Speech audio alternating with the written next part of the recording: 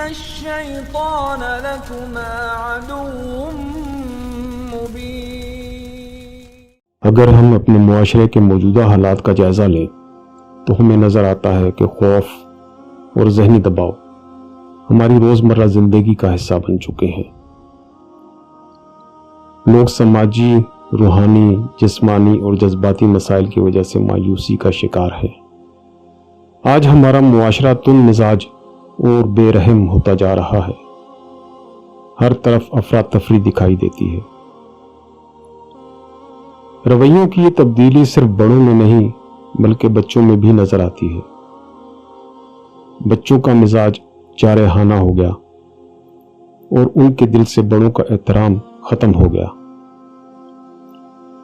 مجرمانہ سرگرمیاں اور منشیات کا کاروبار لاکھوں زندگیوں کو تباہ کر چکا ہے۔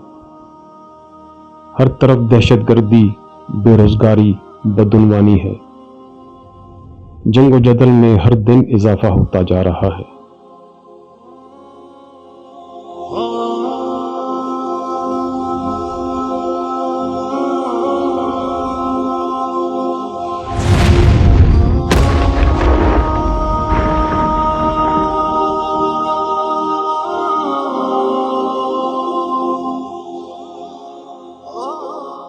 ان حالات میں لوگ یہ سوچنے پر مجبور ہو جاتے ہیں کہ یہ دنیا رہنے کے قابل نہیں رہی۔ ہر انسان نظام سے متنفر ہے اور اس دنیا کے نظام کو بدلنے کی بات کرتا ہے۔ لیکن کیا کبھی ہم نے یہ سوچا کہ یہ سب کیوں ہو رہا ہے؟ دنیا اس انتشار کا شکار کیسے ہو گئی؟ مزید کون سے فتنے ہیں جو دیکھنا باقی ہے؟ ہمارے اس خوف اور مایوسی کی کیا وجہ ہے؟ ہمارا معاشرہ اتنا خود غرض اور سنگ دل کیسے ہو گیا؟ ہم جتنا حالات کو سدھارنے کی کوشش کرتے ہیں وہ اتنا ہی الجھتے جاتے ہیں۔ ان تمام حالات کو دیکھ کر لگتا ہے کہ کوئی ایسی انجانی طاقت ہے جو حالات کو بگاڑنے کی کوشش کرتی ہے، کوئی چاہے جتنا بھی صرف نظر کرنے کی کوشش کرے۔ لیکن یہ ایک حقیقت ہے کہ آج ہماری دنیا پر مکمل کنٹرول صرف چند خاندانوں کے ہاتھ میں ہے۔ یہ لوگ کبھی ہمارے سامنے نہیں آتے اور پس پردہ رہتے ہوئے اپنے فیصلوں پر عمل کرواتے ہیں۔ وہی خاندان ہیں جو اہم ترین اداروں، میڈیا، مالیاتی اداروں، بین الاقوامی سیاست اور یہاں تک کہ تعلیمی نظام کو بھی کنٹرول کر رہے ہیں۔ ان کا واحد مقصد دنیا میں ایک عالمی آمرانہ نظام کا قیام ہے جس کے ذریعے وہ پوری دنیا کی معیشت اور سیاسی نظام کو مکمل طور پر اپنے قابو میں رکھ سکے۔ یہ نہ دکھائی دینے والے لوگ ایسی سازشیں تیار کرتے ہیں جس سے معاشرے میں انتشار، نفرت، بغض، تنگ دستی پھیلے اور پھر انہی منفی سوچوں کو وہ اپنے مذموم مقاصد کے لیے استعمال کریں اور معاشرے کے پاس ان کی ہر بات پر سر تسلیم خم کرنے کے سوا کوئی چارہ نہ رہے۔ امریکی صدر ولسن کے دست راست کرنل مینڈل اپنی کتاب انٹیمیٹ پیپرز میں لکھتے ہیں، بین الاقوامی سطح پر مسائل پیدا کریں اور پھر وہ حل پیش کریں جو اس مقصد کے لیے موزوں ہو جس کے لیے کوشش کی جا رہی ہے۔ کرنل مینڈل نے جس مقصد کی بات کی ہے وہ مقصد ہے نیا عالمی حکم نامہ، The New World Order۔ دنیا میں جتنی زیادہ پریشانیاں، انتشار، سیاسی و نظریاتی اختلافات اور جنگیں ہوں گی، اتنی ہی تیزی سے پوری بنی نوع انسان ایک ایسی عالمی حکومت کو قبول کرنے کے لیے تیار ہو جائے گی جو ہر چیز کو سختی کے ساتھ اپنے قابو میں رکھ سکے۔ آج جس مذہبی ہم آہنگی کی بات کی جاتی ہے یہ اسی سلسلے کی ایک کڑی ہے۔